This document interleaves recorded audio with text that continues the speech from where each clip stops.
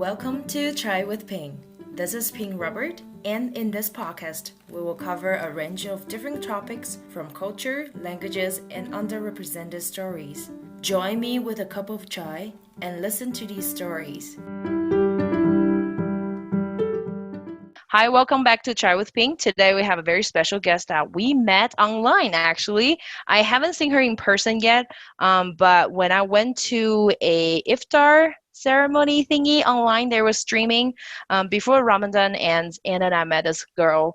She's pretty cool, and I just want to ask so many questions about Islam because I am so ignorant in this area, and I'm pretty sure during this time many of us we do want to learn about Islam and the Muslims, how to be more respectful and all that. So let's welcome her. She is Sumaiya. Hi. Hi, Ping, how are you? I'm good. Thank you so much for coming to the show. Yeah, no problem. Yeah, so could you tell me a little bit about your background?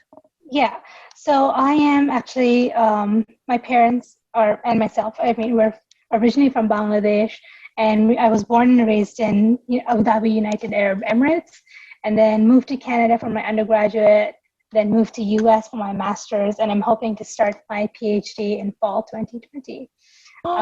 Yeah, and hopefully in mechanical engineering. Yeah. Oh, you're a STEM girl. Yes. Yeah. And you also have a lot of things going on campus, right? Like what do Uh, you do?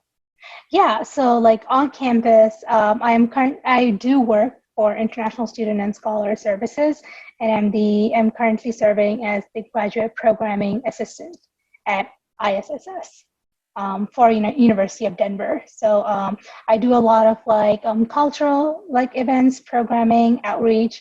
I also mostly do a lot of collaborations with student leadership across campus and across various disciplines, like try to connect ISS so that ISSS is very inclusive in all matters. Yeah, There's a definitely. lot of S's. Yes, like three S's. So Yeah. yeah, and they can find your appearance on Instagram as well, right? Yes, you can definitely Kinda. find me on Instagram. And also, I do mostly run the International Student Scholar Services social media, so like Facebook, Mm. Instagram, and Twitter. So Yeah. any post you see there from ISSS, that's coming from me. Yeah, that you're behind the stage. So I'll Right. definitely put all the links related to your Yeah. work and also your social media things in the episode notes. So for our listeners, when they, if they're interested, they can definitely check them out. Yeah. Um, so I'm gonna just jump right in your family background. You Yeah. say that so your parents are originally from Bangladesh, but how So come you guys did you guys move to Abu Dhabi? yeah. So it was my mom actually. I mean, sorry, my dad moved to the Emirates when he was 13, 14, and he wanted to start work right away, right after his school. Um, and then yeah, so he moved, and then he went back home, married my mom, and then brought her to UAE, and we just settled. They just settled in UAE, and yeah, and we were born there, and yeah, we grew up there. My dad actually really liked the environment and the safety aspect of UAE, so we decided to just stay there. Yeah. Were your parents Muslim before they went to UAE? Um, yeah, so both my parents, they are from a Muslim background. Hmm. So yeah, they were both Muslims. Yeah. Got it. So that's a Yeah. great segue for us to move into today's Right. question. Like, how did you become a Muslim? Did you have a choice? Yeah, so I think initially when you're born into a Muslim family, you just automatically I think it's true for any religion. You just automatically choose a religion your parents choose. But then of course you start to question it as you grow up, because what you're taught is something that maybe it's what they believe in and they just tell you and that's what you believe when you're younger. But as you grow up and you start to when the environment starts getting you like you start getting influenced with the environment and like people. You start to think about a lot of things. So I think then I decided like I really wanted to like focus like not like so I decided to become like an atheist because I've kind of found it like very unrealistic in the beginning when I started to think about all this. And yeah, and I really started to like learn all these religions back. And this was like way before I graduated high school. So like starting like seventh grade. Yeah. So when you were in seventh grade, you started wondering the meaning of Islam or other religions. Is that right? Correct. Yeah, because like that's when you, I think, meet like a lot of different people from, and UAE is like known to be a very international country. So there are people from like all over the world.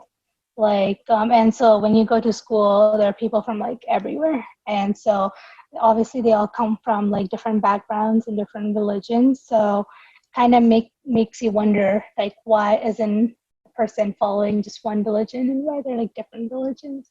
So yeah, that's something that really got me interested into this. Yeah, and like Mm, choosing my own path, to be yeah. honest. Yeah. Tell me a little bit about how you started seeking, like, or your like to consider your choices, and then went back to Islam. Right. So I think most throughout like seventh to about like 11th grade, I decided like it was like a secret that I was like an atheist, but some of my family could actually tell that I was not. I wasn't like, because I mean in Islam you have like five times a day you have to pray, and all like we have like certain things we have to do, and so yeah, I wouldn't do all those things. So I think they kind of had the gist of it, but not completely. Again, Bangladesh is a very conservative country, so they don't take these things very lightly, where your kids become like an atheist. So yeah, and I think it was 11th grade where I get like I was going through a really difficult time, and I really wanted to like find myself and find like the purpose of life. Like, what's the purpose of my life? Like, when everyone can just like walk over you, and like how like just like where's the justice system for that? Like, so then again, like I went back to like seeking like what's right, and a like what really like came out to me was I found like a disconnection between like Islam, Christianity, and Judaism. So that's something I learned back then. Like I did a lot of research, I was listening to a lot of scholars, and yeah, I think like for me with Islam and like be like with the Muslims, like I found that connection between all of them, and that's something I was like, oh, so it connects all of them, right? So I really wanted to learn again, look more into that, and then yeah, my mom's like, we told you so, but then again, like whatever they say is not something I would follow. Like it's something like what I want to figure out myself. So I think that led me back to Islam. Wow, so that sounds like a very academic way Right. of searching into your faith. Yeah. Yeah, exactly. Because like I think knowledge is like key, and if you're like blindly following something that's just like, I mean, that doesn't fill your purpose Mm, to like like yeah, like you have to do your research, you have to gain that knowledge which you had no idea about when you were a kid, and then yeah, follow what do you think is right. yeah. What part in your research, because you also mentioned that you found connection between those three Mm-hmm. religions and then finally decided to going back to Islam. What are the parts that kind of inspired you or you had the most memory? Like, oh, this is it or this is cool. It was like a long time ago, so I don't Mm, really remember, but there was like a time when I was like, oh my god, like, but it did take a while to like accept it. Like you figure it out, and then you're like, oh, am I really going back to what I like got out of, you know? And then, but then again, at the end of the day, it's like your choice, you know, you're responsible for your actions. And I think, I don't remember what stood out to me, but I know it was like a very big deal because it really like hit me when that happened. So, um, yeah. And I think I, yeah, I think that's about it. That's cool. That's cool. Yeah. I'm a Christian, so I know at church when you confess and then claim Jesus as your savior, Yeah. there will be a baptism. Or Okay. that kind of confession or ceremony ritual, that kind of thing. Is Right. there anything in Islam, something like that, to proclaim that your faith is this? Yeah, so we have something called the Shahada, where, like, so as a Muslim, you have to, like, it's, again, it's like from my perspective, um, you should accept like all the prophets we had, which again, which includes like Moses and Jesus. You have to accept them as your prophet, but you also have to accept Muhammad as your prophet, as like the last prophet. So this is like the Shahada where it says like there is no God but God, and Muhammad is also like one of our prophets. Like Muhammad is the last messenger of God. So I think that when once you say that, you just like declare yourself to like Islam. Yeah, Got it. Oh, and then just kind of follow the practice. yeah, and just like follow the practice. Yeah, Got it. What do and you usually do? so for me, it was like the practice was already like something which my family was following. So I just got back to it. But I think the first thing what people usually do is the easiest thing would be like to start praying, because when you're praying, like, especially if you're going to mosque, you just have to listen intently to the imam, what, and like follow what your, like the crowd is following. Like you do the same way of prayers. You do the ablution, which is like the way you like cleanse yourself before each prayer. And I think that's where you start off. And then I think as like the imam is like reading, so we do like a lot of Quran verses, and Quran is like the holy book of Islam. So they read verses from the Quran while they're like conducting the prayer. So I think that's like a start off for them to slowly start reading the alphabets of Arabic, and like slowly learning Arabic, or like slowly learning Arabic to read the Quran properly. Does every Muslim need to learn Arabic? It's not about like um, so a lot of Muslims, like, whether like a lot of Muslims don't even understand Arabic, but it's interesting because like all the Muslims, they know how to read Arabic, because that's something you need to know while you're reading the Quran, because the Quran is in Arabic. Yeah, and I think that's something which was practiced ever since Yeah. the Quran was released. Yeah, yeah, yeah, yeah. It's because like they wanted people to memorize it, so in case someone wanted to change it, no one could, because there's so many other people who know the actual verse, and they're just going to say it, and they would identify which one's correct and which one's wrong. Oh, so there's no well, there could be translated versions of Quran, but you guys don't use it in any of the ceremonies. No, because we like to stick to like the original version, and of course, like a lot of people, like myself, again, like I don't understand Arabic, but I know how to read it. So I, of course, turn to like the English meaning of the Quran. So it's like I can understand it, but I like read it in Arabic. Got it. When I was there in your virtual iftar, so the imam is your priest, right? Yes. Yeah, And then Imam. he was Iman, okay. He was talking, and then sometimes he will he was talking in English, which I could understand, but at some Right. point he will say something in Arabic. So what was that? Do you guys all understand? Yeah. So we started out the the Ramadan, the iftar night, the iftar with like Surah Fatiha, which is like the first chapter of the Quran.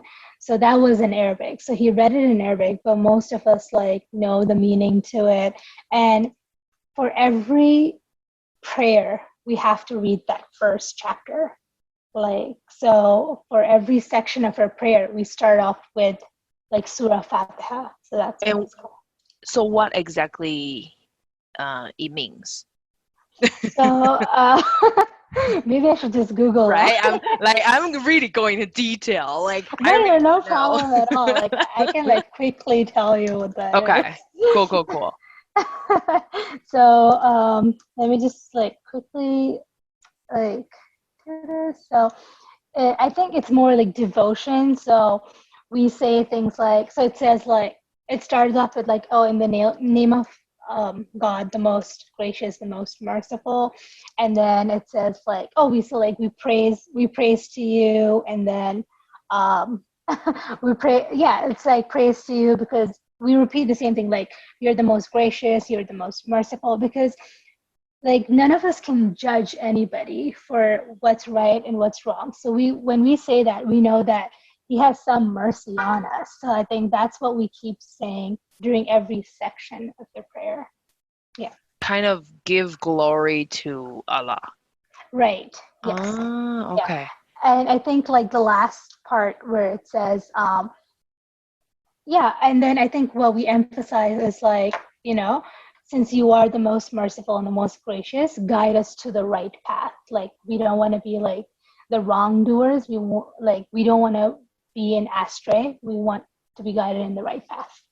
So that's Mm. something we say for every section. It's just like a Yeah, reminder to ourselves. got it. Oh, okay. Oh, that's Right. so interesting. So you guys all know how to recite different scriptures. However, it doesn't mean that everyone will understand what they're reciting. Yeah, so it's I think up to you, like if you want to like know the meaning. But I think our prophet said that like it's good to know them in Arabic because you get like even though like you're putting that effort to know like the original, like read it in their original text. So that's like a reward in itself. Yeah. Okay, got it. Hmm. Tell us a little bit about your personal journey with Islam. How does it help you, or what is the position in your life? So like I feel at peace most times. Like and I'm like not gonna like there are some times where I do like so do slack off. When I say slack off, like usually there are like you pray like 5 times a day. So we pray before dawn, we pray during dusk, and then we have 2 prayers in between that, and then we had the night prayer. So it's like 5 times a day, every day. And there are times like as like a student you kind of do slack off with like so many classes, but it's like the intention itself is like a big part of like how you feel. And I feel like it brings, even like when I'm praying, like when I start to pray, I find that peace, like the inner peace, and I feel that. So that's great. So I think that's like my journey has been pretty like it's been pretty great like so far. Yeah, I'm not sure what the future holds for me, but yeah, I think like it just like I think what people need now more than ever is like peace, because and that's something I feel when I do pray. So I do like to keep that in touch. Keep in I'm touch with interested. Yeah, I'm curious about the piece that you mentioned. So, how does that feel like, or what's the rationale behind that? Like, why, where does that piece coming from? Do you have to do anything to gain that or to get that, or it was just given to you? so well I feel so they like when there's a lot of different things. So they say when you pray is like when you have the closest connection or like the direct connection, like not like the closest connection to God is like you're the closest to God, um, and that's I think I do feel that. Like I feel like this heavy like burden is like lifted off of me, and like especially between like switching during the time when I was like switching programs, I did feel like I was like in a lot of stress. And in Ramadan, like automatically people are just consistent with their prayers. And Because you're so hungry. no, not even that. It's just like you're just so consistent, and you don't even know why you're consistent, but you just are consistent with like your prayers.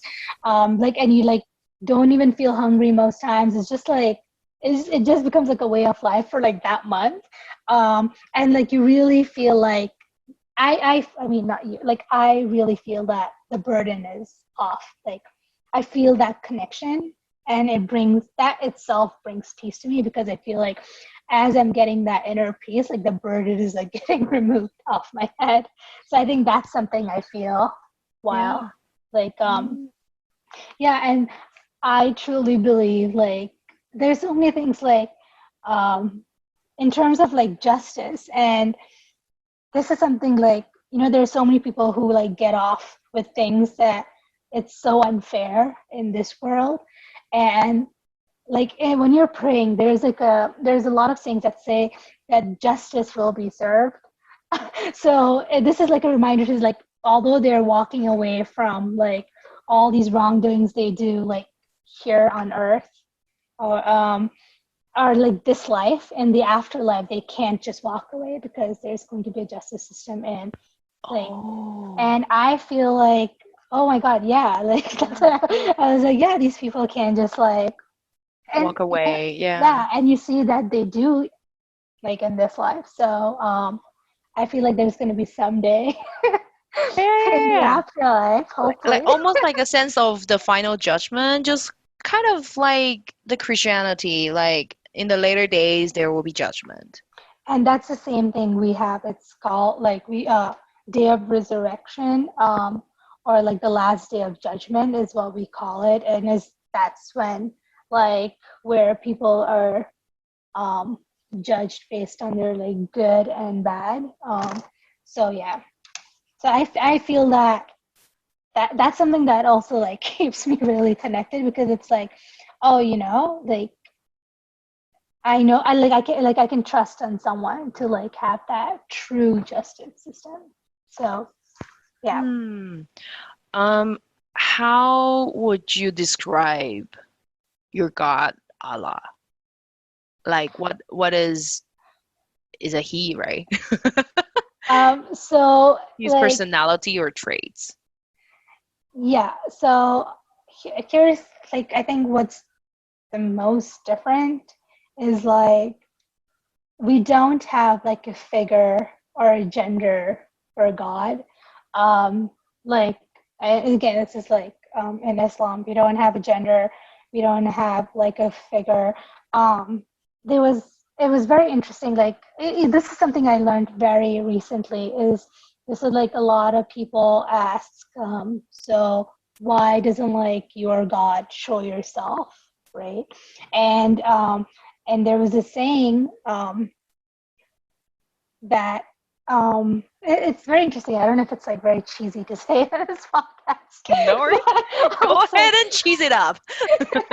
I'll say it anyway. Yeah. So there's like a day where like our like either I actually like don't yeah, it was prophet, or like I'll just say it, like Moses, when he met God, but God was like covering himself, because he was like if like even if he shows like a little bit of, there's like too much light, and he doesn't show himself because he wants to protect us, because that light is so bright and so like out there. Yeah, So yeah, yeah, yeah. that's what he said. He's like he had to like he couldn't Cover. show himself, because That's it's like right. he wanted to protect that around that story. He wanted to Yeah. protect Moses, because it was too much light for him. Hmm. So yeah, but yeah, that was just like the whole thing. So it's more like I think again like back to like, oh, is it like a he or a she? Um, I mean, there's like no gender. So no gender, no figure. We just know that he's out there, and it's just like it's more like the faith you have and the connection you have with God.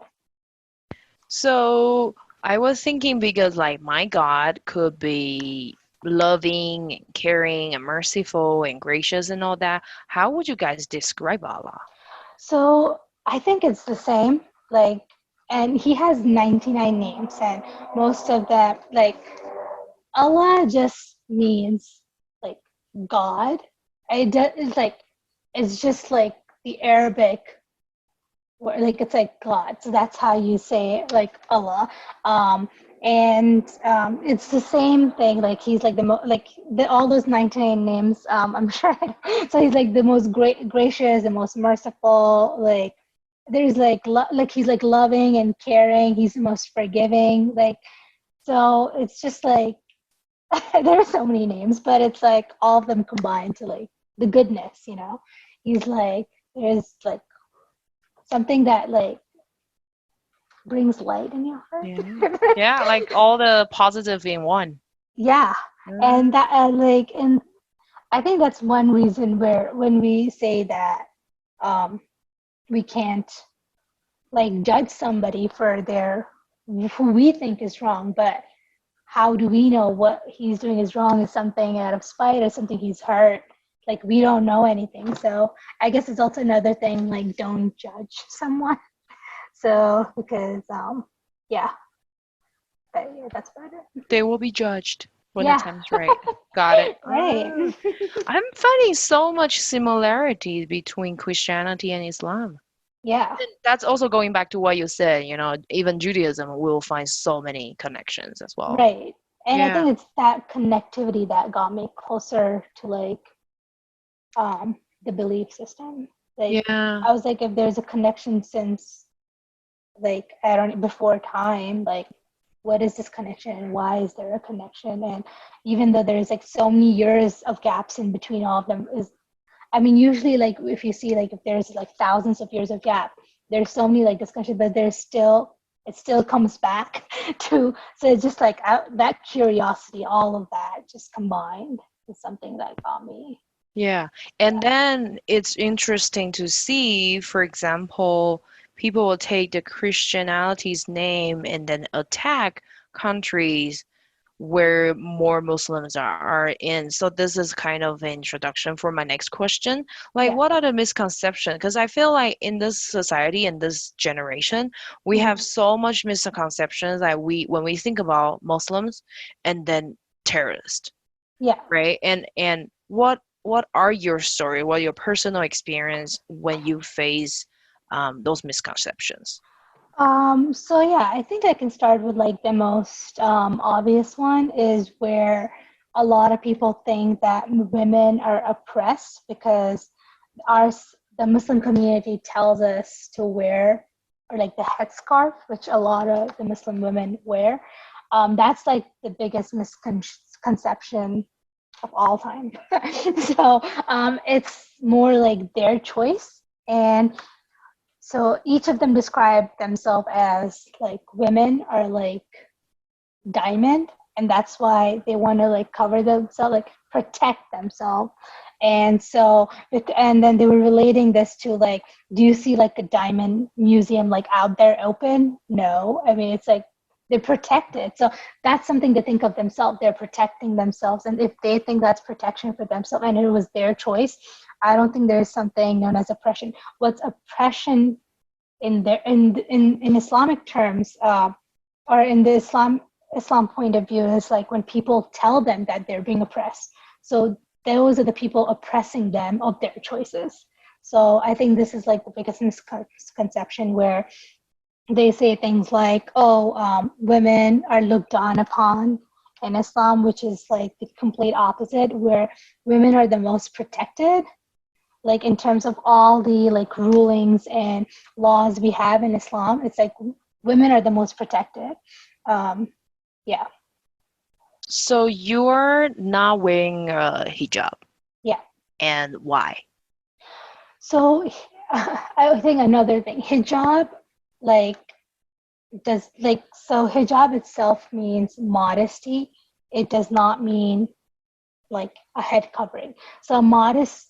So there are different forms of hijab, right? People may choose to like not wear a hijab and still look modest. And if they think they look modest, like that's that's how, if they think that's a form of hijab, that's fine for them. And there's some women who think that wearing a headscarf and covering themselves is a form of modesty. So that's their choice and that's what they want to believe. And if they think that's their hijab, that is their hijab. And for me, like, I think with the way I dress up is modest. And I think, again, like, that's my form of hijab. And yeah, I think people just, it's their choice what they want to, what form of hijab they want to do. And yeah. And I know there are not just hijabs, there are also like, is it called niqab? And Like the one that niqab, only shows your eyes. right. How do people choose from which one they're gonna wear? It's again, like how they choose is like how they feel. Like if they want to really protect themselves, they can like they can go about, like they can choose that level of like hijab. And then if some people like think, I mean, it's more like your choice. Like there, I mean, there's like no level. It's just like what you choose. And um it's like more like your choice. Okay. Yeah. Does it have something to do with the area that you're living or different denomination or different tribes of that Um, community? it depends on which, like, again, it depends on which society Mm, you might have been born in. For example, like some people, like I'll take like my cousins for example. They the ones in Bangladesh, they think it's like necessary to cover everything except their face. It's just because they feel like it's they feel unsafe when they go out. And like, and again, this is like a form of like protection for women. And when they feel like, and there's so many like don't want to be like gender specific, but again, they think, so again, most of these countries are so like, there's so much like manpower that goes around there, so they feel like they will over, like if they see something, some people not wearing it, they'll think that it's okay to like flirt around with them. Whereas like if you like cover yourself, it's like they won't even look at you because you're just covered. And there's like in terms of their mindset, how um, they look at women, like wow. Okay. yeah, Cool. Yeah, I think that's just almost like a banner, like a signature. It's like, hey, I'm a Muslim woman, and then it's so easy for people to kind of attach different kinds of um, conception along right, with their what they're wearing. But yeah, then it's so helpful that when you talk about it, it's like from your perspective, it's your choice, and what they wear is also their choice. yeah, Um, and then I can't wait to interview more people to see their perception about it. And maybe yeah, from different countries, it will be a different right. answer. Yeah. Yeah, and, I actually like did invite them, but I think it's a Friday. They really want to relax with everything that's going on right now. So yeah, I wish they could join and like tell you more about it. But yeah, I think these are the two like main conceptions where people get confused, where with like women, when women have a lot more rights in Islam than men. Yeah. And so we're coming to the last questions, and Yeah, I'm pretty sure if our listeners are more interested in listening or asking more questions, that we can definitely have you again on our show. yeah. Um, but how would you say to this kind of situation when people have misconception about you and your faith? I definitely like, because again, like, of course, with this kind of situation, I would explain like what my choice is and what my beliefs are. And I feel like there are a lot of people, yes, they do respect it, but of course, a lot of people would have their questions. And I would suggest like even before like getting into like an argument, or like fighting your way through to be like to tell me that what I'm doing is wrong, to do your own research. And that's something like I would tell people like I mean, there have been times where I was like, oh, this thing is wrong and that thing's wrong, but yeah, again, like I think doing your own research is so much better than like just telling people off for no reason and disrespecting them. I think that's one way to look at it. But I would suggest, like, if they want like recommendations as to like what like they want to watch for them to like understand better, is something that I can provide like right away, because that helped me for sure during my struggles. And yeah, and it's also like I'm not giving it to you because I want to convert you or something. Maybe you can like there's so like it's not always about converting, it's more about like finding peace. And if there's so many religions which have so many beautiful sayings about like how to find like peace and like how to be good and all that. So I'm also like open to taking like reading a lot about it. And yeah, I would like to share that too with people if they ask me about it.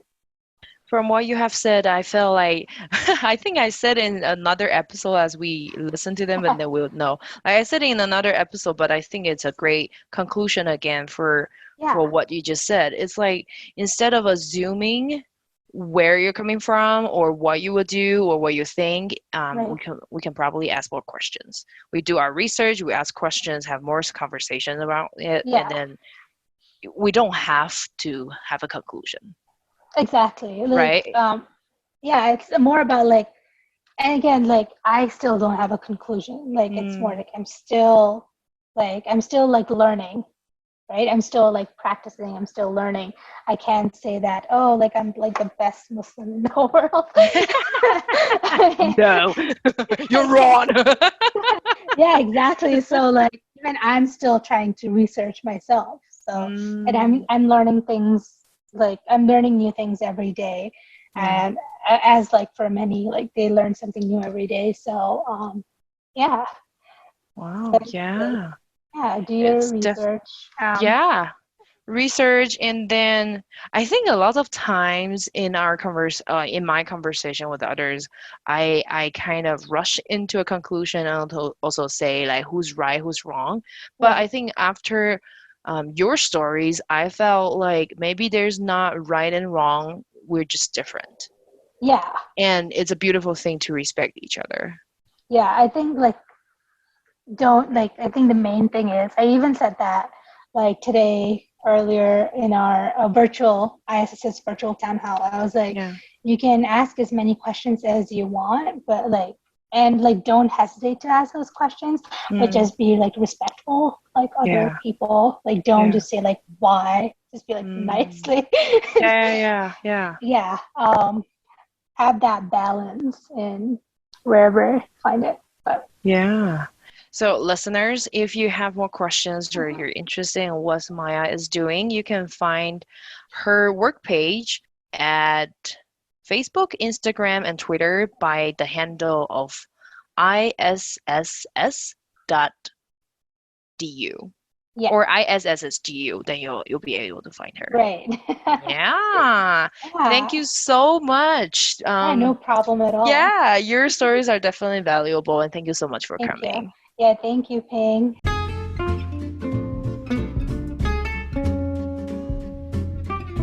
Thanks for listening to Chai with Ping. Let us hear your voices and stories. Please share this episode, like, and follow us on Instagram at Chai with Ping. You can also email us at chaiwithping@gmail.com. Till next time.